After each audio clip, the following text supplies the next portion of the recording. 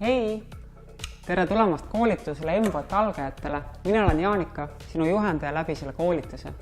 Embot on tehnoloogilise ja sõbraliku välimusega konstruktorrobot, mis on tore mängukaaslane lasteaialapsele, aga võib pakkuda tõsiseid programmeerimisväljakutseid ka kooliõpilasele ja täiskasvanule.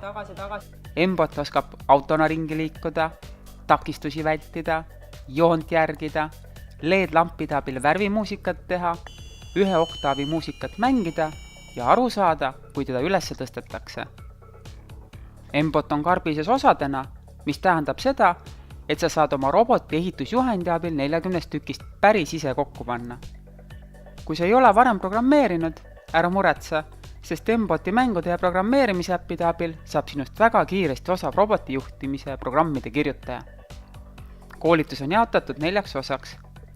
Alustame roboti kokkupanekuga ning juhtimisega puldi ja äpi abil. Jätkame äpis mängude lahendamisega, mis õpetavad Emboti programmeerimise põhimõtteid.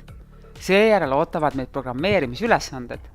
Lõpetame mänguideede väljamõtlemise ning Emboti lisakonstruktorite ja täiendavate andurite tutvustamisega. Aga alustame nüüd koolitusega. 3, 2, 1, läks!